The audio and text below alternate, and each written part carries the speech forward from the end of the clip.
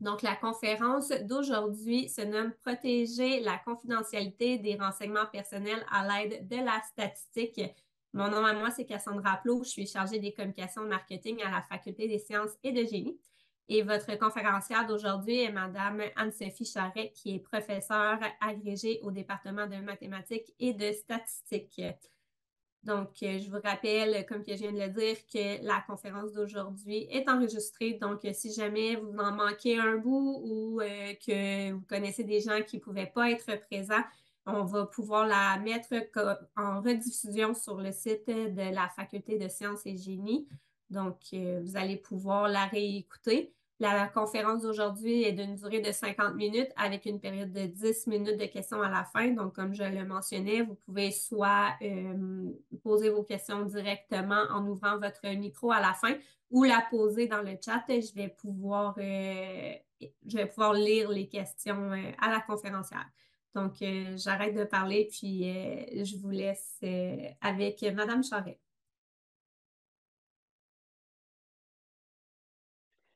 Bonjour.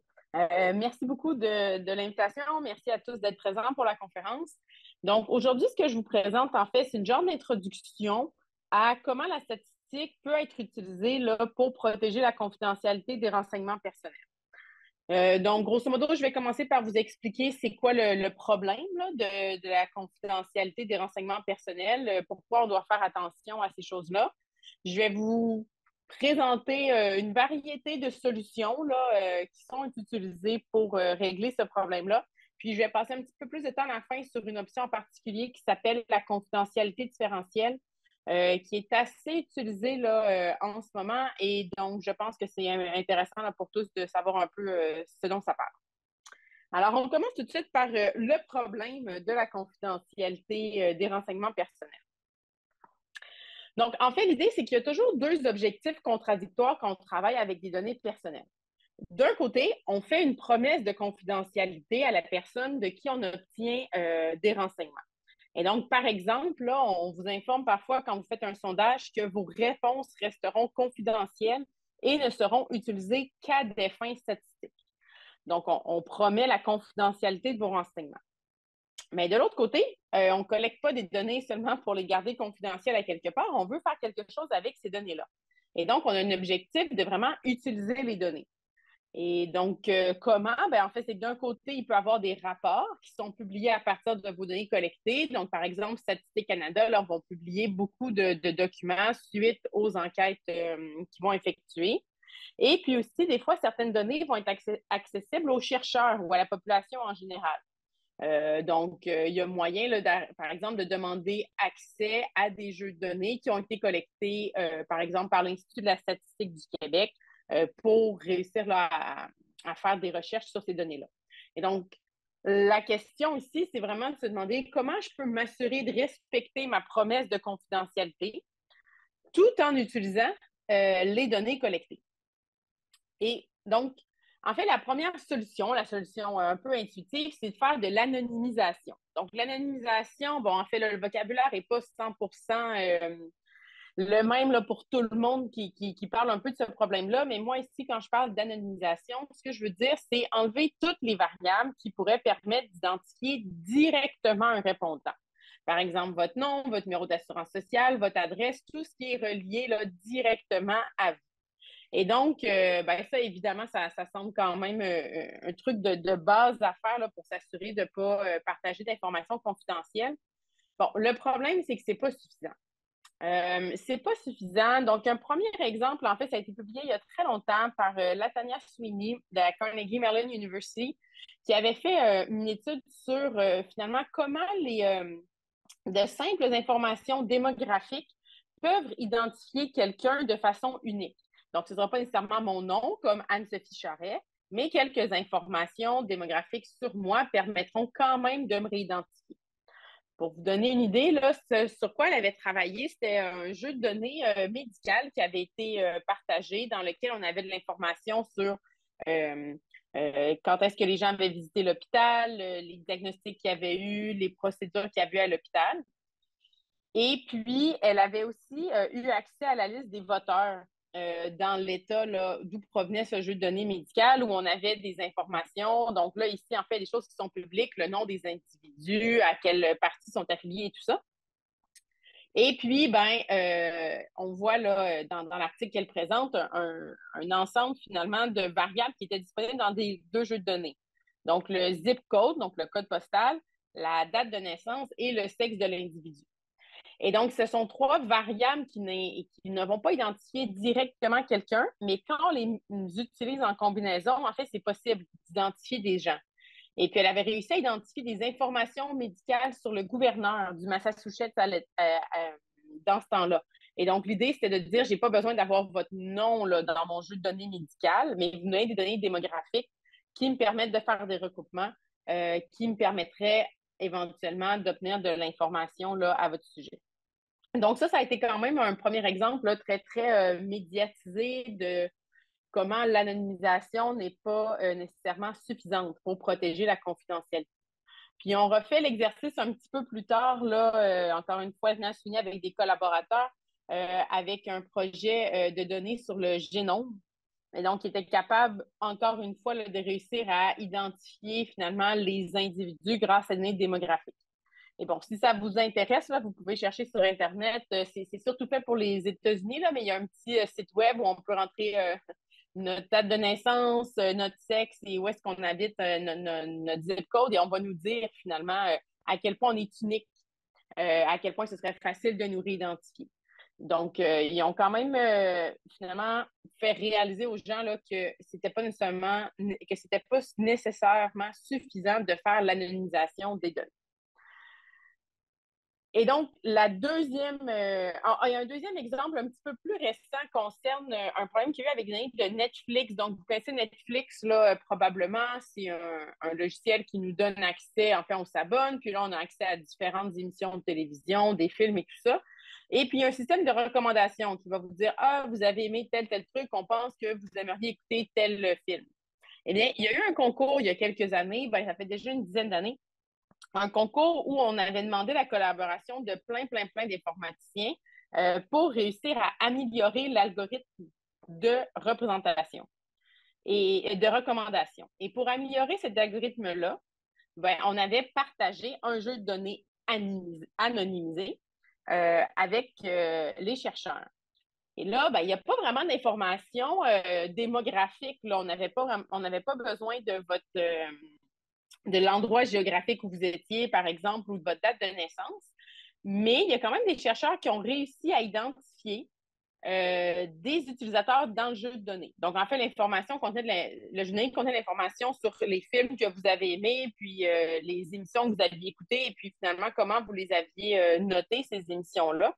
Mais il se trouve qu'il y a plusieurs utilisateurs qui utilisaient aussi le IMDb, IM Movie Database. Là, donc, c'est un site Internet avec une base de données sur des émissions de télé, des films, où on peut aussi faire des critiques publiques.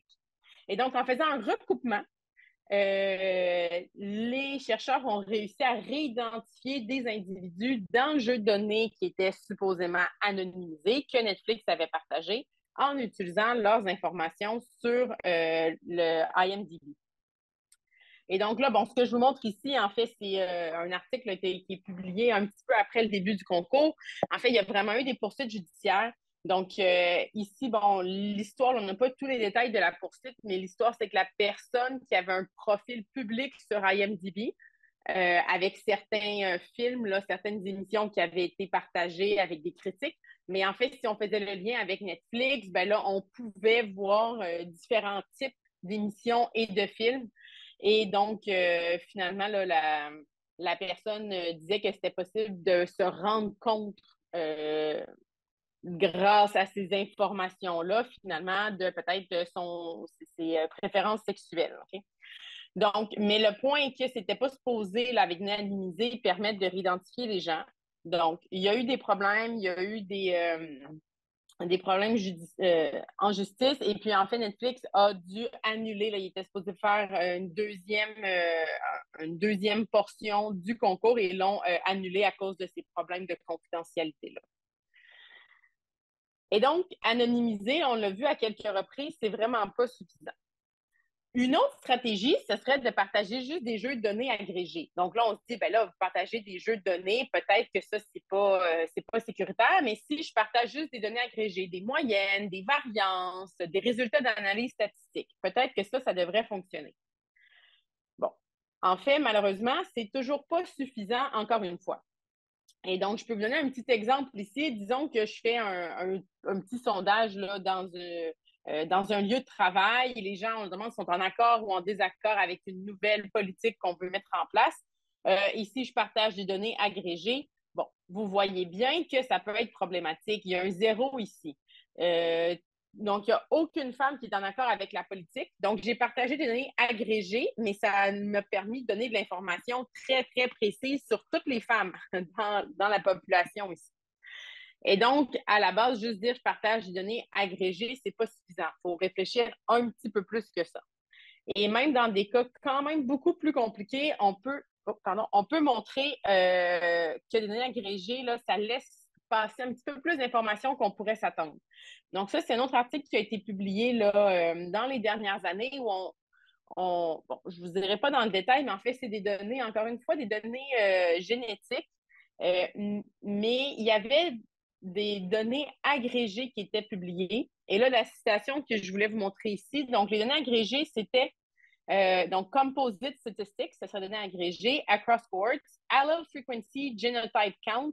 Donc, en fait, on est vraiment là un petit peu comme les fréquences que je vous ai présentées, mais donc des fréquences pour les différentes allèles, ce genre de choses-là, vraiment là, des données très, très agrégées. Mais en fait, ce n'était pas suffisant d'agréger de cette façon-là pour vraiment aller masquer l'identité des personnes dans ces études-là. Donc, encore une fois, bon, dans les détails de l'article, on devait quand même avoir accès à certaines informations là, extérieures sur l'individu, mais on était capable, même avec juste une agrégée, de réussir à obtenir de l'information, là, disons, confidentielle sur ces gens. Et donc, la question de réussir à partager de l'information, de réussir à faire des statistiques en protégeant la confidentialité des individus, c'est pas si simple que ça. Il y a quand même des solutions. Donc, là, je voulais juste vous montrer, disons, que les solutions ne sont pas si simples que ça, mais il existe des solutions. Donc, je donne une idée un petit peu de qu'est-ce qu'on peut faire. Alors, bon, en fait, c'est qu'il y a plusieurs approches. Une des premières approches, évidemment, c'est plutôt simple, ce n'est pas vraiment complexe statistiquement, ce serait de limiter l'accès aux données. Et ça, on le fait très, très souvent. Donc, parfois, qu'on va partager les données, ça va être vraiment des chercheurs reconnus avec un projet spécifique. Donc, on doit là, soumettre donc, j'ai déjà fait ce genre de demande-là. On doit soumettre une demande en disant quelles données on veut accéder, pour faire quoi exactement et de justifier, disons, chacune des variables là, auxquelles on tente d'accéder, à quoi ça va servir dans le projet. On peut aussi faire signer aux chercheurs des contrats avec des pénalités si on essaye de faire de la réidentification. Et donc, ça, ce sont des méthodes, finalement, qui ne sont pas statistiques, mais qui permettent de gérer un petit peu mieux les risques. Statistiquement, ce qu'on peut faire, et là, j'ai appelé ça confidentialiser, je mets ça en italique ici, là. Bon, c'est pas vraiment un mot précis, je vais vous expliquer un peu ce que ça veut dire de confidentialiser les jeux de données ou les sorties statistiques. Mais en fait, l'idée, ce serait de faire l'analyse, d'utiliser les jeux de données, de faire un traitement qui le rend confidentiel. Et là, ça peut être soit avant la publication, donc par exemple, avant de publier un article qui utilise des données, je vais m'assurer de confidentialiser ce qui est partagé dans l'article. Ou parfois, il y a des agences statistiques qui vont le faire de façon plus automatique avec un logiciel qui contrôle l'accès aux données. Donc, alors même que je fais l'analyse des données, je n'aurai pas accès directement à toutes mes données. Il va y avoir un mur finalement là, qui va bloquer l'accès direct aux données et qui va s'assurer de mettre en place des mécanismes là, pour confidentialiser ce que je vais pouvoir utiliser et ce que je vais voir de mon côté. Puis une autre approche qui gagne quand même en popularité récemment, c'est de générer et partager des jeux de données complètement synthétiques. Donc, je vais aller un petit peu plus en détail maintenant sur différentes méthodes qu'on peut utiliser pour confidentialiser les jeux de données et je vais vous parler aussi un petit peu plus en détail là, des données synthétiques, qu'est-ce que c'est et comment je travaille avec ça. Donc, pour la confidentialisation, là, bon, disons, c'est pas un terme technique exact, là, mais qu'est-ce que je peux faire pour essayer de rendre mes résultats plus sécuritaires? Je l'ai divisé en deux groupes ici. Il y a des méthodes que j'appelle de réduction. Des méthodes de réduction, c'est-à-dire c'est des méthodes où on va donner accès à moins d'informations là, directement pour s'assurer de protéger les individus. Donc, ça ressemble à quoi? Ben, ça peut être, par exemple, de masquer la valeur de certaines cellules dans un tableau.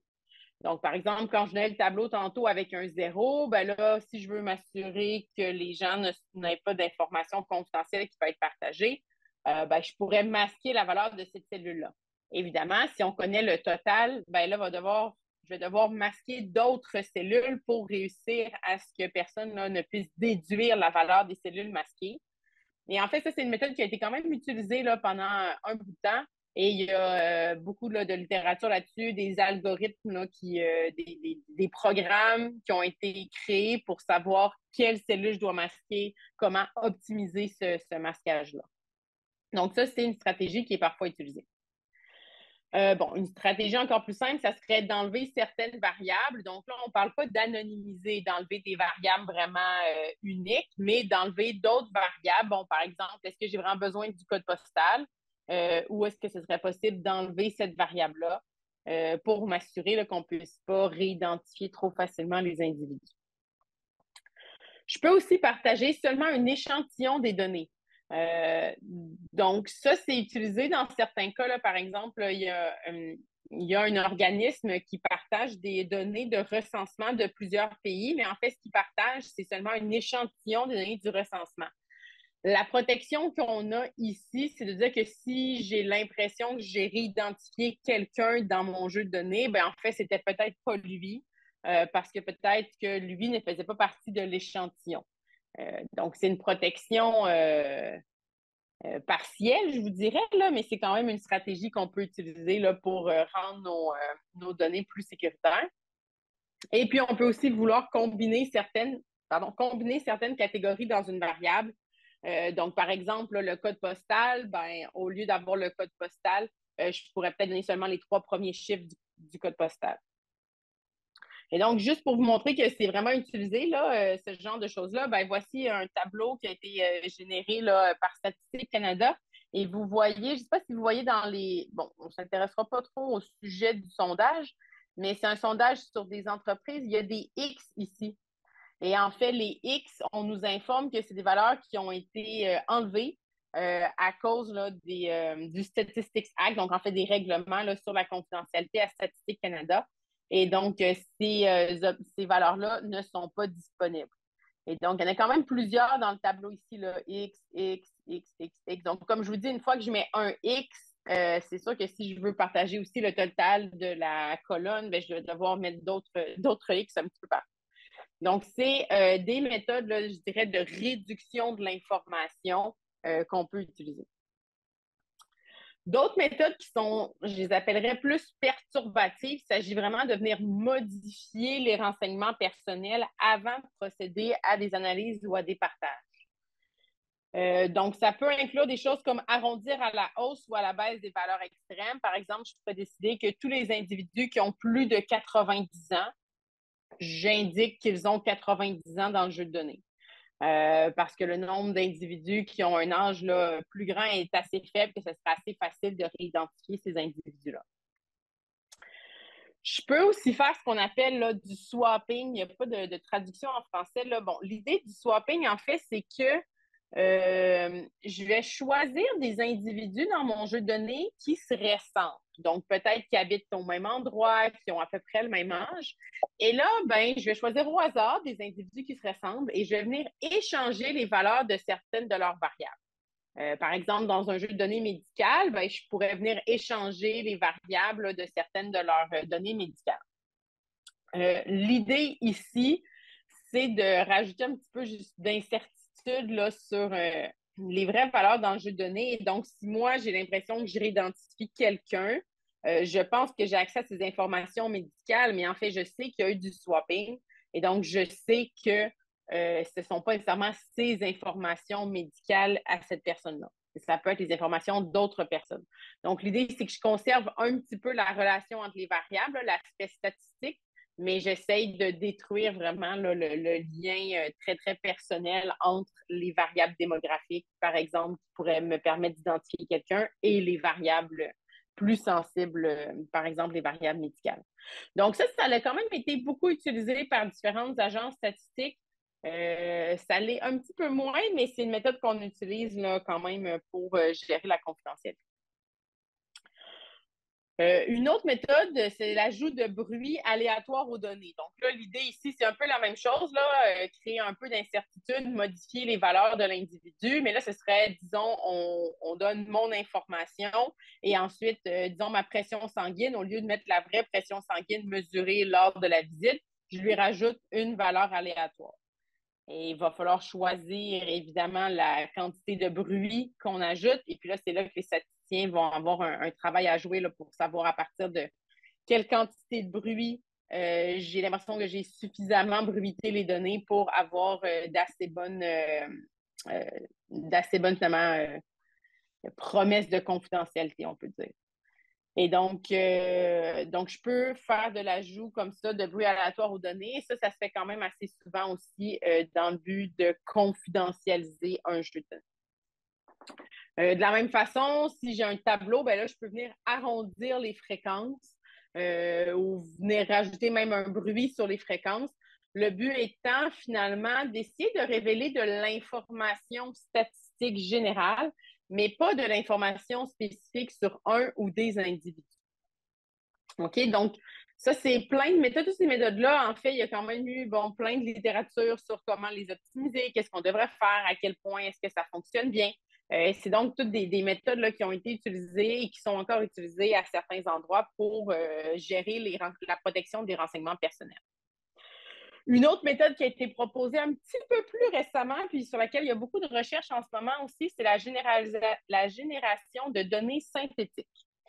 Les données synthétiques, c'est quoi l'idée? C'est que j'ai un ensemble de données qui est confidentiel et je vais essayer d'apprendre, d'estimer un modèle pour ces données-là. Donc, comme de résumer mon jeu de données dans un modèle statistique et ensuite, je vais générer des nouvelles observations de ce jeu de données-là.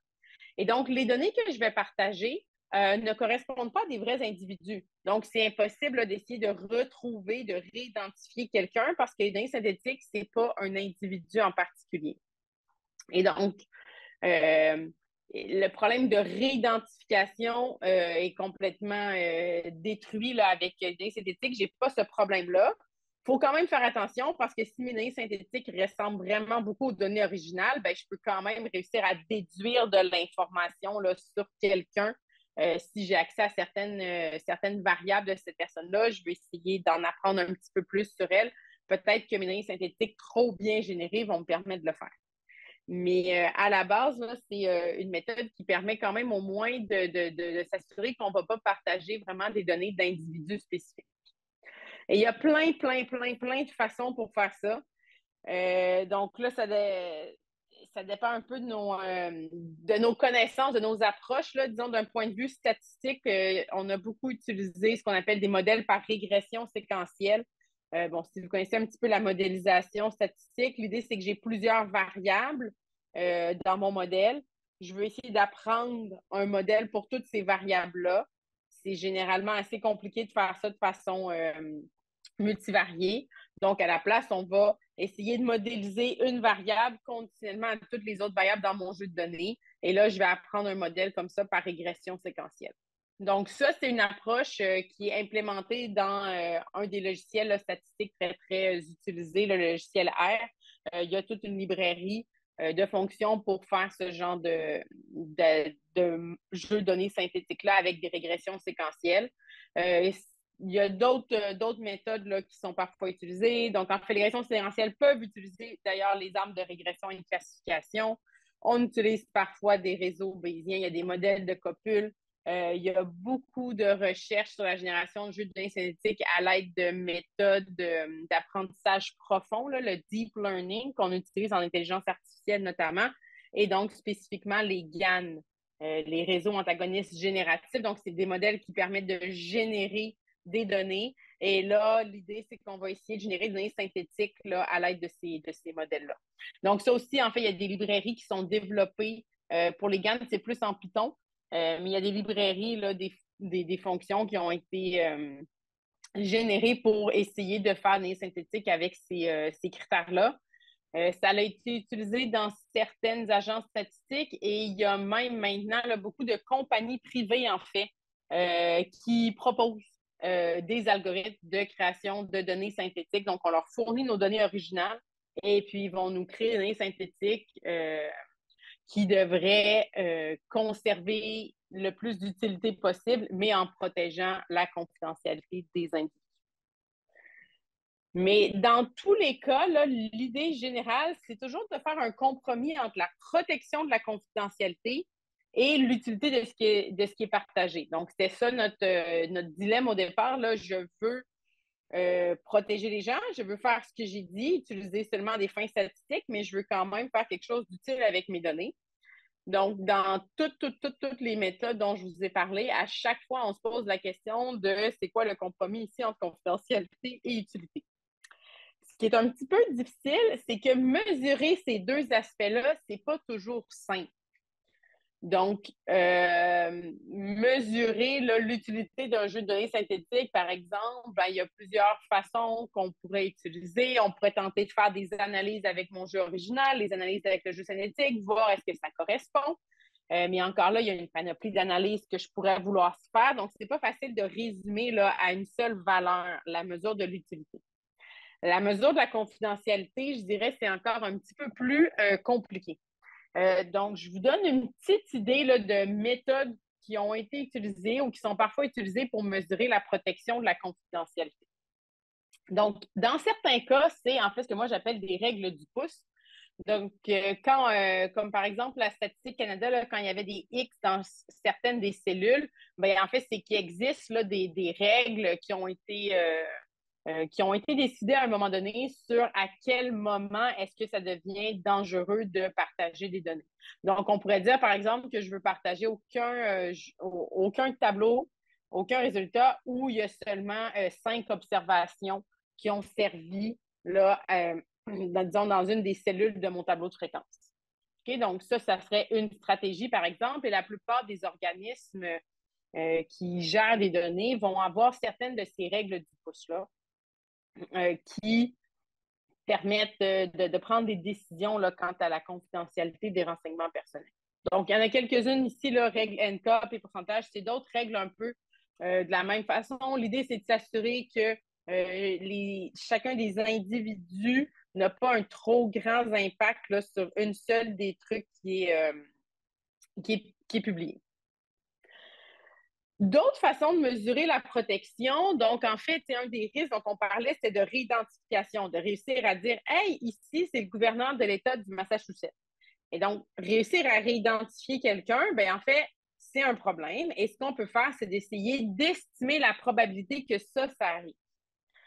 Et donc, il y a différentes façons de faire ce genre de choses-là. Donc, il y a beaucoup de travail qui avait été fait là, sur les valeurs uniques. Donc, dans les sondages, on portait une attention vraiment particulière aux individus qui, en fait, sont des personnes uniques. Et donc, si moi, je connais quelques informations démographiques sur cette personne-là, que la personne est unique sur ces variables démographiques-là, bien, en fait, tout de suite, je vais réussir à la réidentifier puis à avoir des informations confidentielles à son sujet. Donc, il y a beaucoup de travail sur l'estimation de ces probabilités-là.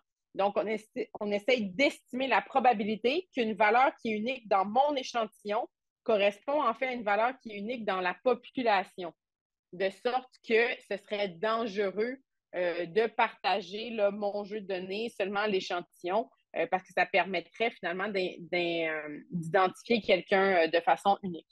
Donc, bon, là, on travaille avec différents modèles, différentes façons d'essayer d'estimer cette probabilité-là. D'autres mesures s'intéressent à des couplages, disons, avec une autre base de données, parce que c'est souvent ça un des problèmes là, dans le renseignement personnel, c'est souvent, il y a des données auxquelles on a accès qui sont à l'extérieur. Donc, dans le premier exemple dont je vous ai parlé, on avait des données médicales et une liste de voteurs. Et donc, c'est à cause de cette autre base de données-là qu'on a eu un problème. Dans le deuxième exemple, Netflix, j'avais accès aux données Netflix anonymisées, et j'avais accès à IMDb, là, des données qui sont partagées librement sur Internet. C'est ça qui a créé un certain problème. Et donc, il y a différentes façons là, de vérifier si le jeu de données serait suffisamment confidentiel, où on va essayer de faire un couplage entre les données qu'on a, qui sont confidentielles, qu'on veut protéger, et d'autres bases de données. Et donc, on va essayer là, de mesurer la probabilité de réussir à réidentifier quelqu'un. Donc, ça peut se faire vraiment disons, de façon pratique là, avec différents modèles en utilisant différentes bases de données. Il faut faire différentes hypothèses aussi sur qu'est-ce qui est connu de la personne qui veut essayer de nous réidentifier. Et disons, un petit peu plus récemment, dans l'historique de la gestion des renseignements confidentiels, il y a beaucoup de personnes, plus en informatique, là, se sont intéressées au problème. Et là, on s'est mis à essayer de réfléchir à la protection de la confidentialité comme une espèce de résistance à différents types d'attaques. Et donc, il y a eu plusieurs critères qui ont été proposés un après l'autre, qui étaient finalement des façons de définir formellement quel genre d'attaquant essaierait d'attaquer nos données et puis de demander de se prémunir contre ce type d'attaque-là. Et là, je ne rentrerai pas dans les détails de toutes ces méthodes-là parce que, bon, honnêtement, ils ont été un petit peu détrônés récemment par la confidentialité différentielle, dont je vais vous parler un petit peu plus en détail.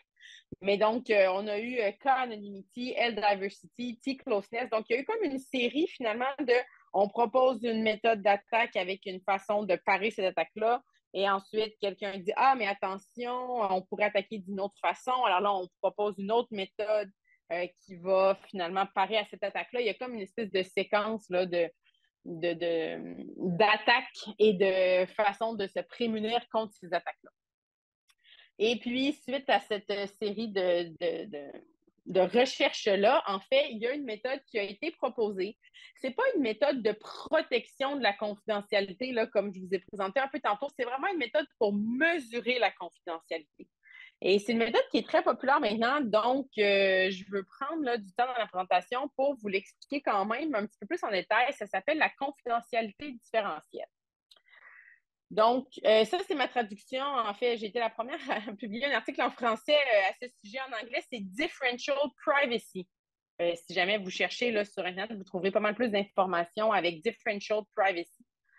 En anglais, il y a deux mots, en fait, confidentiality et privacy, qui veulent dire des choses un petit peu différentes. En français, malheureusement, on traduit tout avec confidentialité. Mais donc, la confidentialité différentielle, je vous dis que c'est utilisé quand même beaucoup. Donc, je vais vous montrer quelques exemples. En fait, la confidentialité différentielle, ça a été proposé par des gens de Microsoft. Et donc, c'est sans grande surprise que c'est utilisé par Microsoft. Et donc, ici, je vous montre juste le titre d'un article. En fait, c'est Microsoft qui explique comment ils collectent certaines informations là, de façon confidentielle. Et en fait, leur mesure de confidentialité, là, ici, si on lit le détail, on parle de Locally Differentially Private Algorithms. En fait, c'est la confidentialité différentielle.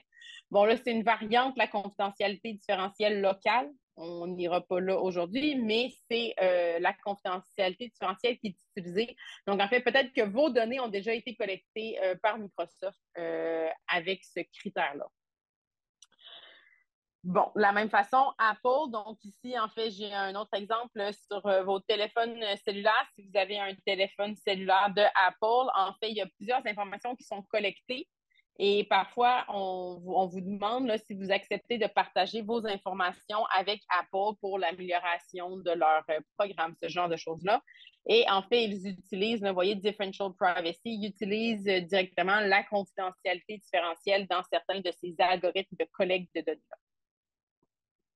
Et ce qui se rapproche un peu plus de ce dont je vous parlais avant, là, je parlais beaucoup d'agences statistiques, comment elles géraient la confidentialité. Bien, en fait, aux États-Unis, le recensement de 2020, les résultats issus de ce recensement-là sont publiés sous la contrainte de la confidentialité différentielle. Donc, au Canada, ce n'est pas quelque chose qui est utilisé pour le moment par Statistique Canada. Ce n'est pas clair non plus que ce sera utilisé prochainement. Mais les États-Unis, c'est un gros projet là, qu'il y a depuis probablement une quinzaine d'années qui travaillent, disons, depuis que la confidentialité différentielle a été proposée, là, il y a des gens qui travaillent à réussir à faire ça pour le recensement de 2020. Là, bon, les détails de l'algorithme ici, c'est assez compliqué, mais c'est juste pour vous montrer que c'est utilisé en pratique, cette mesure-là. Et donc, en fait, je veux vous expliquer un petit peu la motivation là, de la mesure de confidentialité. Donc, supposons, il va y avoir un tout petit peu de notation dans les prochaines acétates, un tout petit peu de mathématiques. Je suppose que la caractéristique D pour l'individu K, je la dénote DK. Bon, par exemple, si moi je suis l'individu K, DK pourrait être ma pression sanguine. Et là, il y a un article qui a été paru il y a très longtemps, en 1977, donc il y a quand même un bon bout de temps, qui parlait là, de confidentialité pour des renseignements confidentiels. Et en fait, dans cet article, on disait, si je publie une statistique qui permet de déterminer des cas plus précisément que si je n'avais pas accès à cette statistique-là, alors il y a eu divulgation. Okay? Alors, il y aurait un problème. Donc, admettons qu'on a un jeu de données complet et que là, soit on publie le jeu de données, ou soit on publie des moyennes, des variances, on publie les résultats des analyses de données. Donc, si je publie quelque chose, S, qui me permet d'avoir plus d'informations sur la valeur d'une caractéristique pour un individu, alors j'ai fait une divulgation. Donc, ça, c'était une définition finalement de quand est-ce qu'il y a vraiment une divulgation, quand est-ce qu'il y a un bris de confidentialité. Le petit problème, c'est que cette définition-là, en fait, quand on y pense, ça empêche même l'inférence statistique.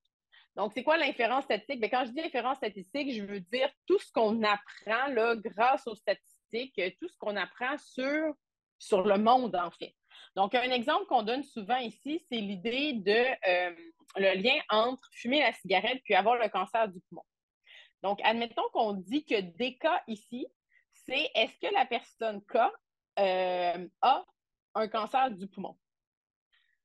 OK? Donc, moi, j'ai un jeu de données avec plein d'informations sur est-ce que les gens fument la cigarette, etc., d'autres variables médicales et le cancer du poumon. Et avec des analyses statistiques, je réussis à publier un rapport dans lequel il y a des analyses S qui montrent qu'en général, fumer la cigarette est associé à avoir un cancer du poumon. Donc, ça augmente les probabilités que j'ai un cancer du poumon. Mais avant d'avoir fait et partagé cette étude S-là, si moi, je savais que, par exemple, l'individu K fumait, je n'avais pas nécessairement plus d'informations sur la probabilité qu'il y ait un cancer du poumon. Mais une fois qu'on publie une étude où on a fait de l'inférence, là, où on montre qu'il y a vraiment un lien entre fumer la cigarette et le cancer du poumon, bien là, cette étude statistique-là, le S, m'a donné de l'information sur la caractéristique des cas. Il suffit que j'observe quelqu'un fumer et tout de suite, j'ai plus d'informations sur est-ce que la personne a le cancer du poumon ou pas. Et donc, en fait, il se trouve que cette vision de c'est quoi la divulgation, qu'est-ce que je dois vraiment protéger quand je protège des données, ben ça ne fonctionne pas tout à fait. Parce que ça nous empêcherait de faire de la science, en fait, au final. Et donc, et ça met la question vraiment, qu'est-ce que je veux vraiment protéger quand je dis que je protège des renseignements personnels? On dit vos données ne seront utilisées qu'à des fins statistiques. Bien, le cas des fins statistiques, ça veut dire quoi? Qu'est-ce que je veux vraiment empêcher? Et donc, il y a eu quand même beaucoup de réflexions là-dessus. Et le compromis auquel on est venu, c'est la confidentialité différentielle. Et ce compromis-là, c'est de promettre aux répondants que quelqu'un ne va rien apprendre de plus sur eux, qu'ils acceptent de participer à l'enquête que s'ils refusent de participer. Donc, dans mon exemple de cancer du poumon, c'est comme de dire, bon, Anne-Sophie n'est pas certaine si elle veut partager ses données avec les chercheurs. Elle décide de ne pas les partager. Les chercheurs obtiennent les données de plein d'autres individus et voient le lien entre le cancer du poumon et la cigarette. Bien, Anne-Sophie, ça se peut qu'on apprenne quelque chose sur elle. On a appris qu'elle avait plus de chances d'avoir un cancer du poumon parce qu'on a vu qu'elle fumait la cigarette. Donc, on a appris quelque chose sur moi à cause de l'étude, mais en fait, ça n'a aucun lien avec ma participation à moi. Je n'étais même pas dans l'étude. Si j'avais été dans l'étude, on aurait peut-être appris la même chose. Ce qu'on ne veut pas, c'est que le fait que je sois dans l'étude permet d'apprendre plus de choses encore sur moi. Donc, peut-être un exemple, là, avec une variable continue pour voir un peu si je fais une étude qui essaie de prédire le salaire des individus en fonction de différentes variables. Donc, je m'intéresse là à comment les salaires sont déterminés. Si moi, je ne suis pas dans l'étude, mais qu'on utilise les résultats de l'étude, après, on est peut-être capable de prédire mon salaire de façon un petit peu plus précise que sans les résultats de l'étude. Mais on ne devrait pas être capable, si j'ai accepté de participer, on ne devrait pas être capable de prédire mon salaire de façon plus précise. Okay? Donc, l'idée, c'est que j'accepte que mes données soient utilisées pour apprendre quelque chose, donc des fins statistiques, apprendre quelque chose sur le monde, modéliser, faire des liens entre des variables, mais je n'accepte pas qu'on apprenne plus de choses sur moi spécifiquement que si je n'avais pas participé à cette enquête-là. Et donc, ça, c'est le compromis qu'on a fait avec la confidentialité différentielle. Et c'est une mesure disons, contraignante parce qu'on demande d'avoir cette promesse-là, peu importe si l'adversaire a accès à d'autres jeux de données. Donc, on s'est rendu compte, historiquement, un des problèmes, c'est souvent l'accès à d'autres données. Donc, on s'est dit, OK, ben dans le fond, ça ne me dérange même pas si l'adversaire a accès à plein d'autres données. Je ne veux quand même pas qu'on apprenne des choses précises sur moi. Et même si l'adversaire connaît toutes les autres personnes dans mon jeu de données. Par exemple, là, bon, moi, en classe, souvent, quand les étudiants font un examen, je vais partager la moyenne de l'examen. Bon, techniquement, la moyenne, c'est une valeur agrégée. Je ne donne pas d'informations spécifiques sur les individus. Mais admettons que tout le monde se demande, Anne-Sophie, est-ce qu'elle a bien réussi à l'examen? Tout le monde accepte de partager leurs données. Ben, ils peuvent, grâce à la moyenne, savoir c'est quoi ma valeur à moi. Et donc, la confidentialité différentielle demande même de protéger contre ce genre de choses-là. Alors, en fait, ça va m'empêcher de publier directement. Je n'aurai pas le droit, sous cette mesure de confidentialité-là, je n'aurai pas le droit de partager la moyenne du groupe. Parce que si quelqu'un connaissait toutes les autres valeurs dans le jeu de données, il serait capable d'en déduire ma valeur. Je vais vous montrer un peu tantôt à la place de qu'est-ce qu'on peut faire là, pour réussir à partager quand même de l'information qui ressemble à une moyenne. Donc, ça, c'est, disons, en termes, en mots, ce qu'est son compromis.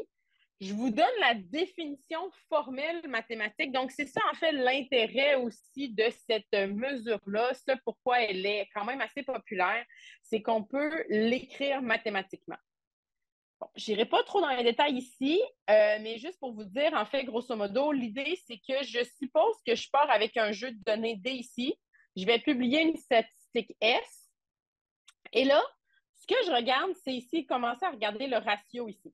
Le ratio entre la probabilité, donc j'ai un mécanisme qui, quand je lui donne, imaginez juste une fonction là, comme f de x, là, quand je lui donne un jeu de données D, elle va générer quelque chose. Donc, par exemple, si je lui donne les notes de tous les étudiants dans mon cours, elle va me donner une moyenne. OK? Et là, je vois qu'est-ce qui se passerait si je lui avais donné le même jeu de données, mais en enlevant un individu. Donc, c'est ça le compromis. Je veux qu'on n'apprenne pas quelque chose de plus parce que je participe. Donc, on va regarder qu'est-ce qui se serait passé si j'avais donné un jeu donné, ici je l'appelle D', qui est un jeu voisin, dans le sens que c'est vraiment comme D, mais j'ai enlevé ou ajouté un individu. Et là, je regarde qu'est-ce que le mécanisme va produire.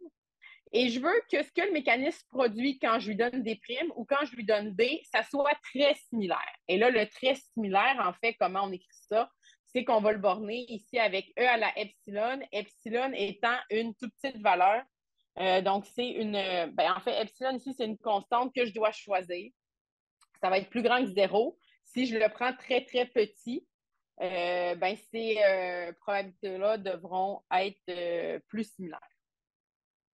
Et donc, la définition demande de s'assurer que peu importe c'est quoi les jeux de données D et D', ceci va être vrai. Bon, c'est vraiment pas très intuitif, là, et puis, donc, je ne m'attends pas à ce que vous compreniez tout de suite la définition, mais ce que je voulais faire, c'est juste vous montrer que, en fait, cette idée-là qu'on peut expliquer en mots, on est capable aussi de l'écrire mathématiquement.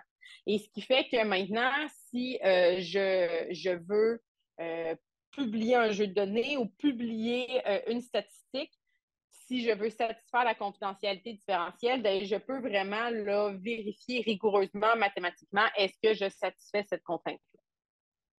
Bon, il y a un niveau ici, epsilon, que je dois choisir. En fait, encore une fois, c'est pas si évident que ça non plus. Mais grosso modo, plus epsilon est petit, plus la confidentialité va être forte. Et en fait, bon, donc, satisfaire la confidentialité différentielle, a priori, aucune des procédures habituelles ne permet de satisfaire. Donc, je vous donnais l'exemple de la moyenne. Je ne peux pas calculer une moyenne puis dire, ah, c'est correct, ça satisfait la confidentialité différentielle. Il va falloir que je rajoute un bruit aléatoire. Et donc, en fait, on doit tout redériver. Et donc, là, dans les dernières 10 années, il y a beaucoup, beaucoup de travail pour redériver. Donc, comment je fais une régression linéaire, mais sous la contrainte de la confidentialité différentielle? Comment je fais de la classification? Donc, il y a plein de travail sur comment satisfaire cette contrainte-là. Et il y a plusieurs méthodes qui sont assez complexes, mais qui se basent sur quelques mécanismes simples, notamment le mécanisme de Laplace. Donc, je veux juste vous donner, pour vous donner un petit aperçu de ça pourrait ressembler à quoi. Un tout petit exemple avec un mécanisme de Laplace. Donc, je suppose que j'ai 50 individus, disons 50 étudiants dans mon cours. Chaque individu va avoir une valeur entre 0 et 100. La vraie moyenne que j'ai mesurée, c'est 80, mais moi, je ne veux pas fournir 80, je veux la publier sous la contrainte de la confidentialité différentielle.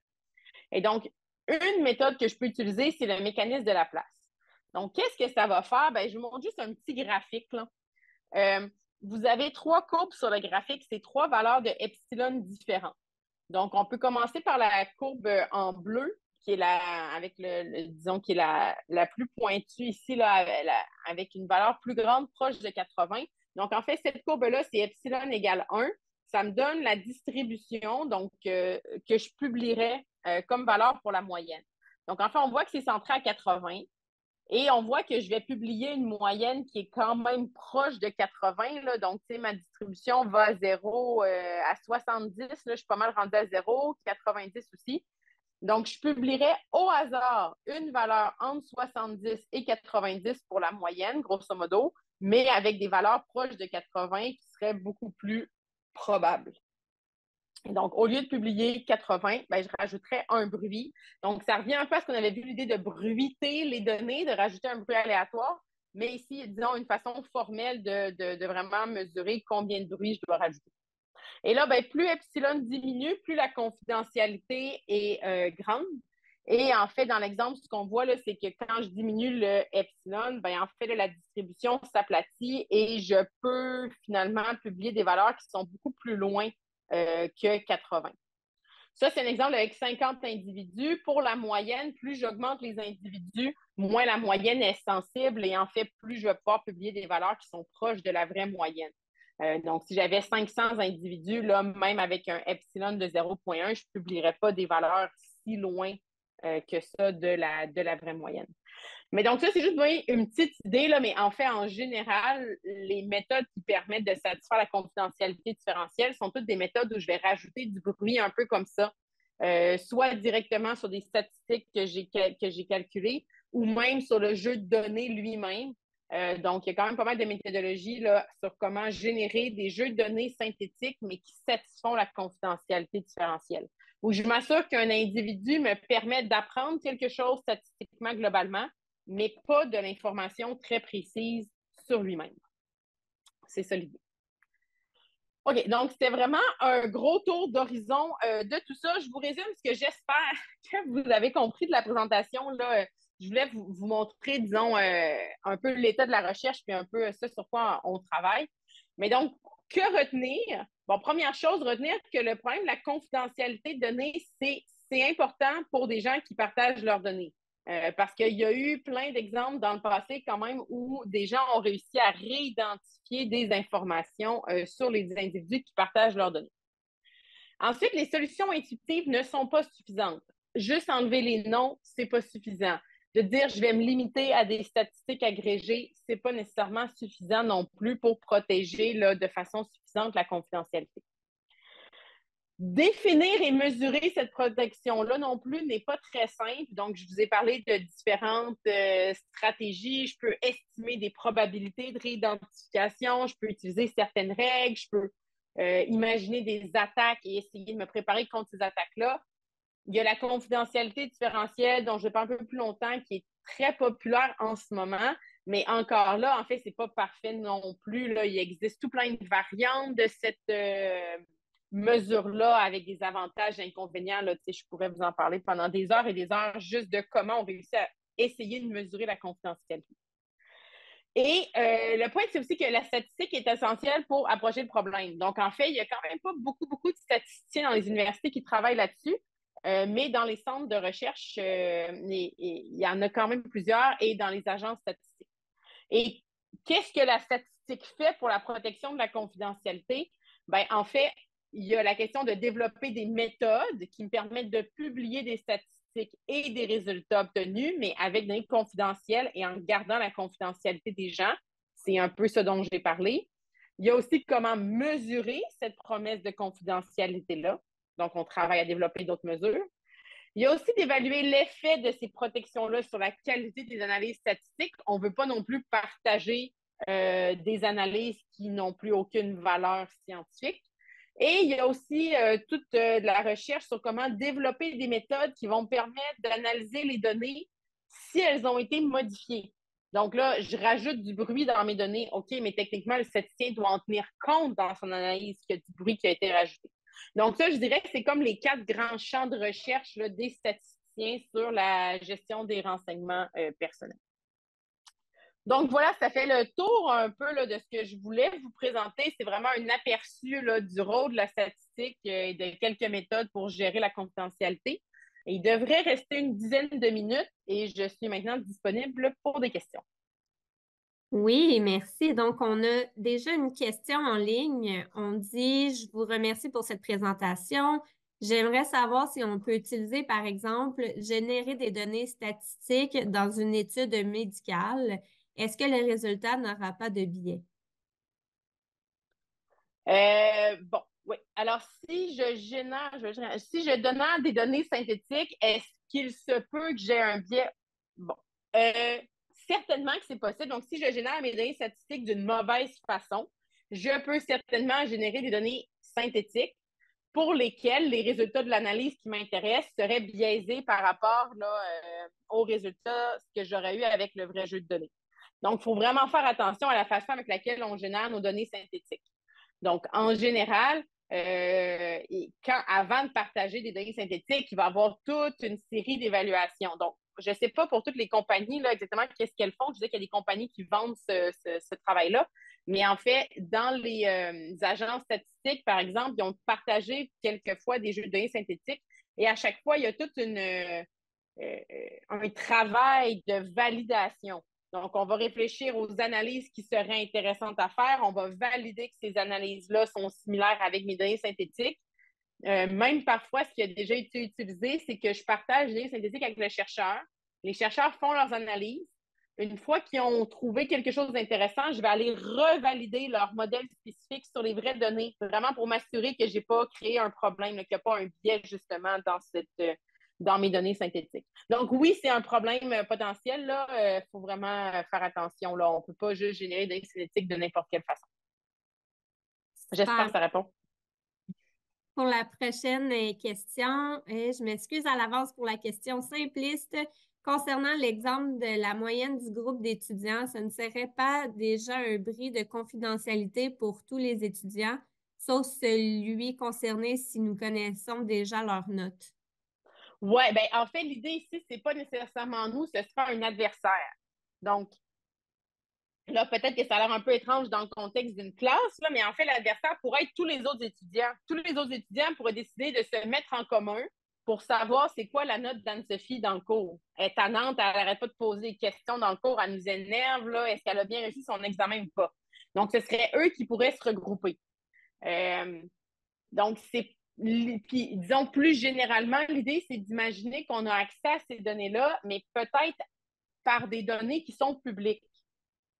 Mais donc, c'est pas, on n'a pas nécessairement là, un adversaire qui connaîtrait tout ça, mais on veut se prémunir contre un adversaire vraiment très, très, très puissant qui aurait même accès au reste du jeu de données. Donc, mais ça, c'est sûr que ça complexifie un petit peu la tâche là, de s'assurer de la protection de la confidentialité. Je vous parlais de plein de variantes de la confidentialité différentielle. Ben, il y a certaines variantes qui vont modifier finalement là, cette contrainte-là. On pourrait avoir des demandes différentes. Mais l'idée, c'est vraiment d'imaginer, dans le fond, moi, j'ai accès à des données, je publie quelque chose. De l'autre côté, il y a quelqu'un qui veut les attaquer. Cette personne-là, quelle information est-ce qu'elle connaît déjà? Puis peut-être qu'il y a des gens qui lui ont partagé de l'information. C'est pas moi là, qui aurais partagé cette information-là. Ça pourrait venir des individus eux-mêmes ou venir de données publiques. Ça serait ça l'idée ici. Parfait, merci beaucoup. Pour la prochaine question, étant donné que les données systétiques sont basées sur des données réelles, évaluer leur qualité devient essentiel. Quels critères devrions-nous utiliser pour mesurer cette qualité? Oui, donc là, j'aurais pu faire une heure juste là-dessus. Il y en a plein, plein, plein des critères. On distingue généralement des mesures globales de qualité de mesures spécifiques. Les mesures globales de qualité, bon, une en particulier, par exemple, qui n'est pas trop compliquée à comprendre, c'est d'essayer d'imaginer que je prends mes données originales, mes données synthétiques, je les mets toutes ensemble dans un gros, gros jeu de données. Puis là, j'essaye de créer un algorithme qui est capable d'identifier lesquelles étaient données originales puis lesquelles étaient synthétiques. Si mes données synthétiques sont très bonnes, elles vont être similaires à mes données originales et mon algorithme ne sera pas capable de les différencier. C'est d'ailleurs la stratégie qui est utilisée, que je vous parlais des GAN là, pour générer des synthétiques. Dans un GAN, il y a cette espèce de modèle-là qui est entraîné à quelque part dans l'algorithme. Mais donc, l'idée ici, ça serait une mesure globale de voir est-ce que je suis capable d'entraîner un algorithme qui va me dire si une donnée est synthétique ou non. Et puis, dépendamment du modèle que j'utilise, je pourrais même découvrir un peu comment l'algorithme réussit et ça me permettrait d'améliorer mes données. Donc, peut-être que je vais apprendre que l'algorithme se rend compte que mes données synthétiques, il y a juste dans les données synthétiques que qu'il y a des gens mariés de moins de 18 ans. Mettons, je donne une erreur, là, j'ai créé mes données, j'ai pas trop réfléchi, puis il y a plein de gens mariés qui ont moins de 18 ans. L'algorithme va se rendre compte que ça, il voit juste dans les données synthétiques. Et donc là, moi, je vais pouvoir observer, OK, mes données ne sont pas nécessairement de bonne qualité. Donc ça, c'est un exemple de mesure globale. Il y en a plein d'autres là, qui sont basées sur des mesures de distance entre des distributions et tout ça. Puis l'autre côté, on fait ce qu'on appelle des mesures spécifiques. Là, l'idée, c'est vraiment de se demander qu'est-ce que je veux faire avec mes vraies données, de le faire avec les vraies données, puis de le faire avec les données synthétiques, puis voir est-ce que ça correspond ou pas. Donc, dans les exemples là, de jeux de données synthétiques qui sont publiés, on va voir beaucoup ce genre d'analyse-là. Mais tu sais, il n'y a pas une seule réponse. Là. Il y a vraiment comme plusieurs mesures qu'on devrait utiliser pour s'assurer que notre jeu synthétique est de qualité. Super, merci. Il y a quelqu'un qui dit très intéressant. Est-ce que tu peux nous partager ton document de présentation? Je vais répondre semi à celle-là. En fait, comme que je disais au départ, la présentation va être disponible pour diffusion. Pour ceux qui sont inscrits, on va vous l'envoyer en courriel ou sinon, ça va être aussi sur le site de la FSG quand vous allez dans la section partenaires, formation continue, puis conférences grand public. Toutes nos conférences sont disponibles pour diffusion. Sinon, j'imagine, Anne-Sophie, si quelqu'un veut avoir la présentation, peut-être qu'ils peuvent te contacter par courriel s'ils ont d'autres questions ou Oui, si... si vous avez des questions plus spécifiques ou que vous voulez de la documentation, vous pouvez m'écrire, là, ça va me faire plaisir. Super, merci. Je regarde vite fait. Bon, il y a beaucoup de merci. Il n'y a pas d'autres questions pour le moment. Donc, si quelqu'un a une dernière question, ça serait le moment de la Je- poser. Cassandra, j'en ai vu une, moi. Ah, vas-y. Je regardais en même temps. Il y a quelqu'un qui demande est-ce qu'il y a une règle sur la valeur idéale d'epsilon en fonction de n? Et en fait, c'est une question très intéressante parce que techniquement, le epsilon ne devrait pas dépendre du n. Donc, le epsilon, ce qu'il me dit, lui, c'est à quel point je promets vraiment une bonne confidentialité. Puis là, je suis allée vraiment très brièvement. s'il y en a que ça vous intéresse, là, je pourrais vous envoyer plus de documents. On est en train de rédiger un livre là-dessus avec 2 collègues. Là. Éventuellement, on aura des choses un petit peu plus détaillées, mais le epsilon, lui, il dit à quel point je veux une confidentialité stricte. Et donc, ça, techniquement, ça ne devrait pas nécessairement dépendre du nombre d'individus que j'ai dans ma base de données. Ce qui va se passer, par exemple, c'est que si j'ai un très petit n, pour plusieurs statistiques, par exemple une moyenne, si mon n est très petit, pour le même epsilon, je vais être obligé de mettre beaucoup plus de bruit. Et donc, ce ne serait pas nécessairement là, une bonne stratégie de dire ah ben je vais augmenter epsilon vu que je n'ai pas beaucoup d'individus, comme ça je vais avoir quelque chose qui est utile. On peut y penser un peu comme ça en termes de compromis, là, mais en général, l'approche, ce serait plus d'avoir donc c'est plus confidentialité avant l'utilité, d'avoir une idée de quel epsilon j'ai besoin. Là, bon, le choix du epsilon, il y a plusieurs articles écrits là-dessus. C'est vraiment pas évident. Il faut d'abord s'assurer de bien comprendre la définition. Ce qui est pas clair, mais le choix du epsilon ne devrait pas dépendre de la taille. En fait, la taille va plutôt influencer là, le bruit que je dois ajouter pour satisfaire le epsilon que je voulais atteindre au départ. Donc, je ne sais pas si ça clarifie un peu l'idée ici. Super, merci beaucoup. Je vois qu'il y avait d'autres questions par rapport à la rediffusion de la conférence. Je vous ai mis le lien dans la conversation, dans le chat. Donc, la conférence va être disponible pour rediffusion sur ce lien-là, mais on va également vous l'envoyer par courriel. Donc, merci beaucoup, Anne-Sophie. Je pense que ça a été vraiment très intéressant et rempli de questionnements un peu pour tout le monde. Fait que si jamais vous avez d'autres questions, peu importe, vous pouvez contacter Mme Charret par courriel. Puis, comme que je vous le disais, c'est disponible pour rediffusion. Puis, toutes nos autres conférences grand public sont également sur le lien que je vous ai mis dans la conversation. Donc, je vous souhaite à tous une bonne après-midi.